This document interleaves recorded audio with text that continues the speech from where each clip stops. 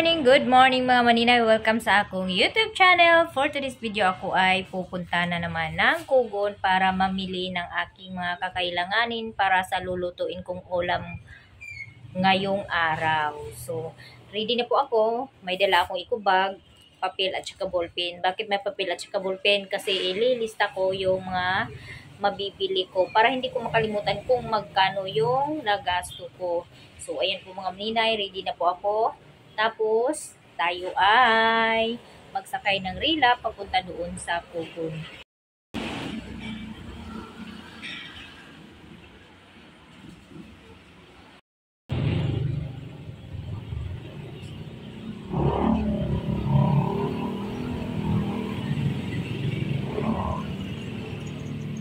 So karon diyan ako sa gawas nagatang og tricycle pero dugay kaayo halos walay tricycle makagawa sulod kay na traffic aring dapita kadihay nagtrabaho sa kilid sa karsada, so matumal yung pasok ng sasakyan kaya ito ako ngayon andito na ako sa Kugon Market. Sa paakyat na ako sa taas kasi doon ang mga display ng gulay. Doon ako bibili ng gulay sa taas ng public market na ito. Hello madam, gulay ako. Gulay. Kanilang Sa kilo? Oo. Ay ano ba yan? May ano? Pangpapit pala yan. Yung para walang wala ipaliya. Ato po ang paliya. May naman ang paliya na. Sa kilo lang na? Oo. Tunuan man gud nako. Tunuan ni mo. Lagi. Tunuan lagi mo. Ako lang ko Ayan. Pinatanggal ko yung paliya kasi mapait yan. Ay, ito.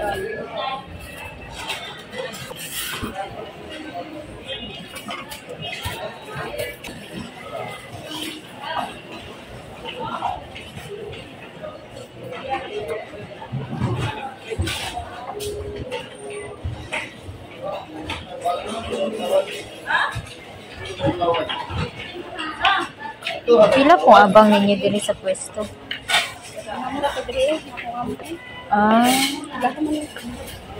Muslim yung mga amo? Hindi na po Muslim. Pila po di mo sildo diri?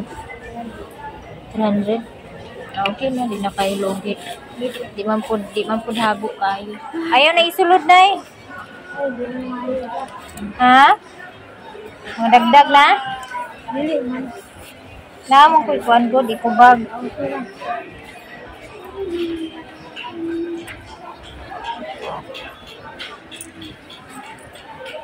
Pila po ding okra? Wala naman po sensiyo. Nara na yun.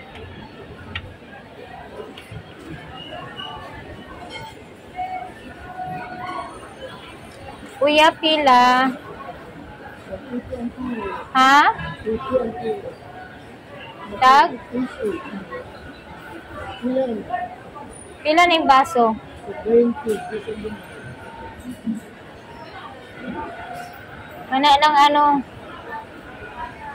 20? Oh.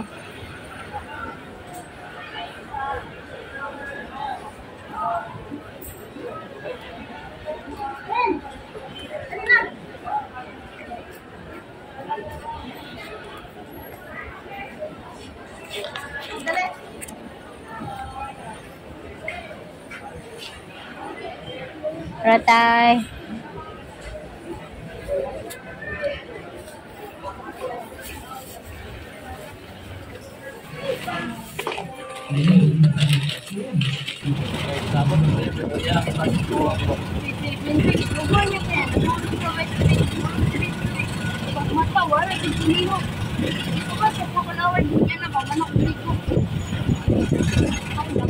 So, hello mga maninay, welcome. So, nakauwi na ako nakaabot ako gikan sa Merkado Kugon. Nangumpra o kinahanglanon ako. So, nagpalit ko og tulo ka sutanghon para sa akong recipe ugma. And then, nagpalit ko og noodles. Kaya nga mga kauban, magsigi og pangita og noodles kay aron daw kuno na isabaw. So nagpalit na pud ko og ice candy wrapper para sa ako ang brown sugar kay naubusan ako ng ice candy wrapper. So ito po yung binili ko, sutanghon kasi gustong-gusto nila to. Tapos merong champong kasi may gusto ng maanghang.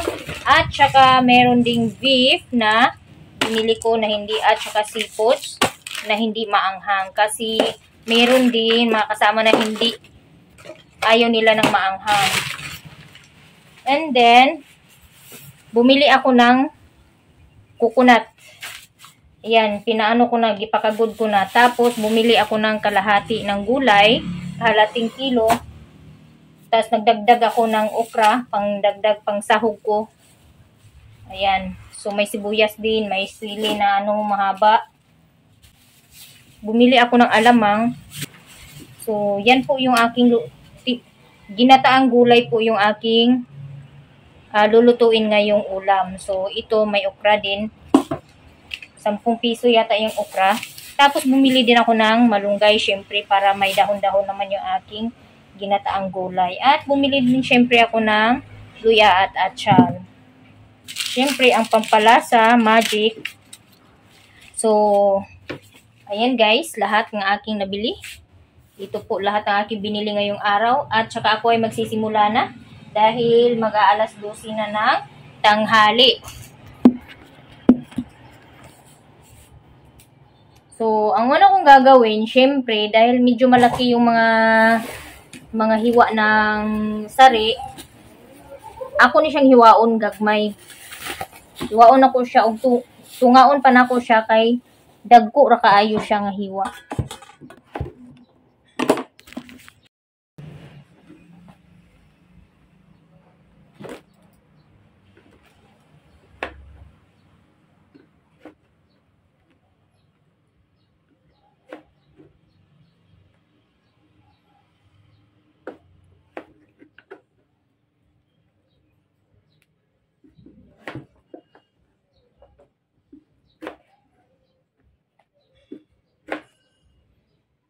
Mga maninay, ready na po ang aking lulutuin. Ito po yung espresso na tuno at ito naman yung pangalawa. So ito yung gulay na aking tunuan karon og naisagol nga kamunggay, and then ang mga lamas nga sibuyas dahunan, luya at atsal at siling mahaba.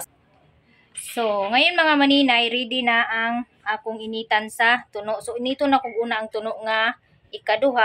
So mao na ni ang ikaduha nga tuno, ako siyang initon aron dali ra siya bukal kay ang akong kalha baga man siya, sudugay siya mo bukal. So karon nagbukal-bukal na, ilunod na nako ang mga lamas. Unahon ako ning mga gahi-gahi nga lamas. Ug karon nalunod na ang gulay, ako na kinida yung karaw-karawon ako hangtod nga mahumol siya tanan sa gata. Dayon pasagdan lang sa dayon nako siya pabukalon hangtod nga kini maluto ug mahumok. Ako nang ichik nga akong giluto ug karon medyo luto na siya mga kamaninay. Karaw-karawon sa nato kay aron mabalance ang mga gulay, maluto silang tanan ug walay magpabilin nga gahi. Ug karon kay luto naman ang tanang gulay, ako nang isunod ang tuno nga espresso. Anha na ko sunod ang malunggay ug dahunan. Para dili malata ang dahunan mga kamaninay nga atong isagol. So wa poy lami ang kanang gulay nga lata pud kay siya. Kinahanglan pud nga tama-tama lang iyang kaluto kay pangit po kayo kaunon nga lata kay humo kay siya. Sa makita ninyo, dili kayo daghan ang akong tuno nga gigamit kay lain po kay ning sobra pud kadaghan sa tuno. May ning daghan ang unod kaysa sabaw. Ug karon need nako nga ako ning isok ang mga dahunan kay aron maluto gid siya og dali.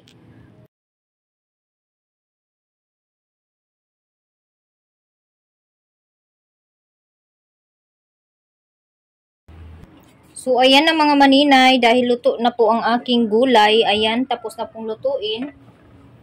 So takpan ko muna siya sandali para maluto siya ng husto. Ako nang haunon, ibalhin ako aning kaserola kay aron dali siya mabugnaw. Sugi gibutangan na ni nako siya di ay mga maninay ug grabe ang init.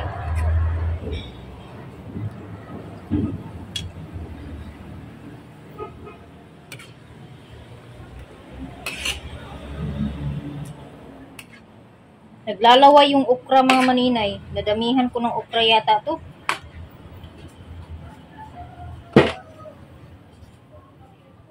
So ayan na mga maninay, nalipat ko na sa kasirola. Nilipat ko para madali yung madali yung paglamig. Tapos, ayan. So may halo po yang bulinaw. Tuyo na bulinaw, malunggay. Ayan. So palamigin ko muna bago ko ibalot.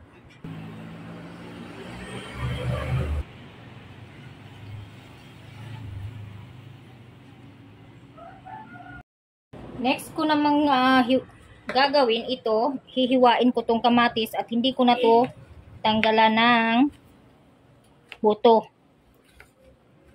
Para sahog ni nako sa ilamas nako ni siya sa alamang. Uyap mga maninay, uyap sa Bisaya, uyap yung tawag namin. So yung kamatis ko hindi masyado hinog kasi nakalimutan kong bumili ng hinog na kamatis.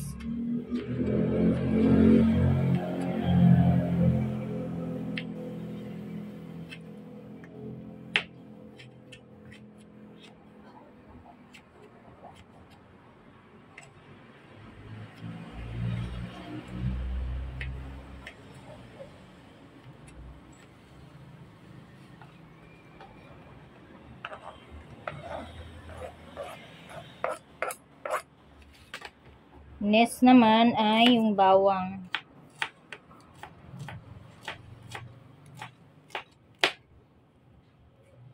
Ay, bawang ba yun? Bombay pala. Yung onion pala.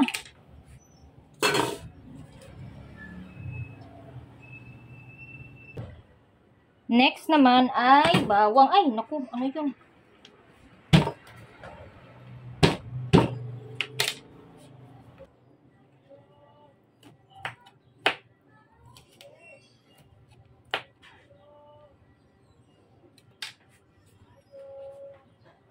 Og next na po na akong lutoon ay uyap. So ready na po ang lamas para sa akong uyap. So diara akong uyap. Nahugasan na nako siya akong gihugasan para dili kay siya parat mga maninay. Hindi na po yung kawali.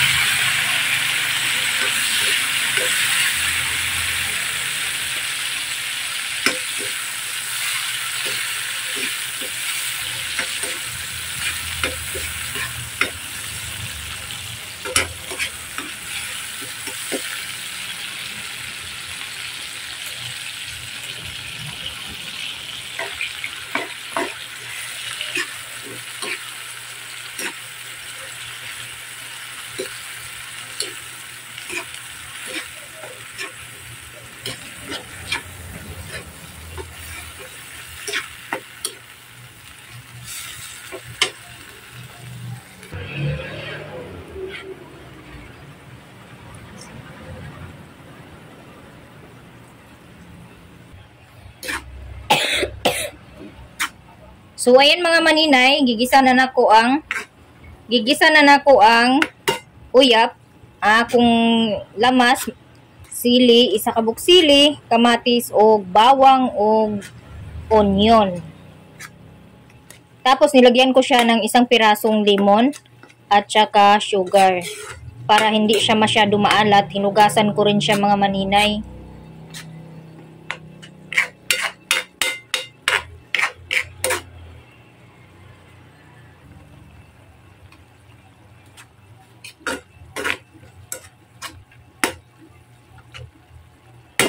Tapos na po yung aking alamang. Hayaan ko muna siya. Ayun, tapos na po akong magluto at naibalot ko na rin ang aking mga dadalhin para sa trabaho. Nandito po. Meron po akong alamang dito. So, tig 10 po yung balot ng alamang. Tapos, tig 20 naman yung ginataang gulay. At yung rice naman ay 15. Ito po yung binalutan ko. So, ayan po. 3 lang po yung rice na dadalhin ko.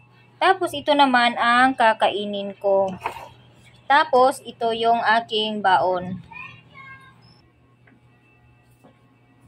Kain po tayo. So, almusal ko pa to kasi kumain ako kanina ng umaga ng tinapay. Hindi ako kumain ng kanin.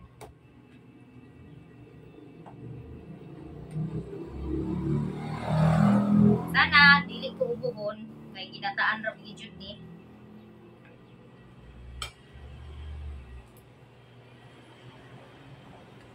Yummy kayo maninay.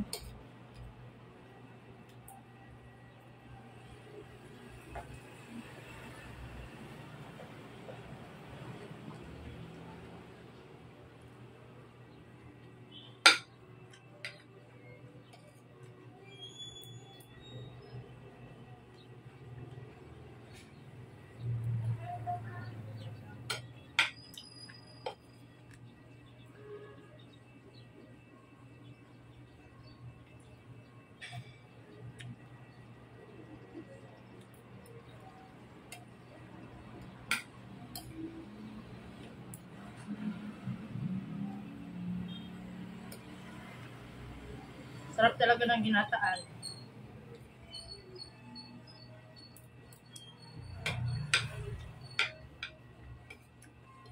Yummy guys, kain tayo.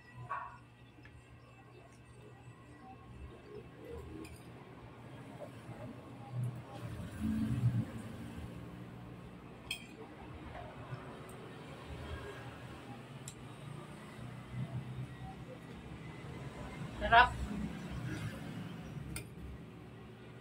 Lamig kayo siya, pero Lord, sana hindi dili ko buhonon niya. Kay kung bakong jud kay ko baka magkakaon ko tinunuan.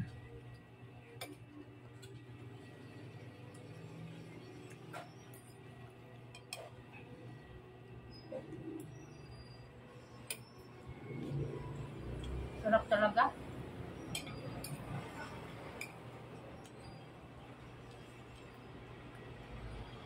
So, nangumpra na po ko mga maninay o noodles kay noodles kidang ilang ganahan kay gusto nila og naay sabaw. Ganahan po sila og pansit canton.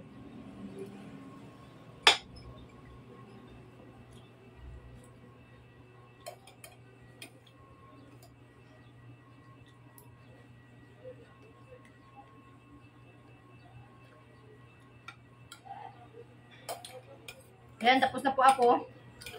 So, yan lang po ang video for today.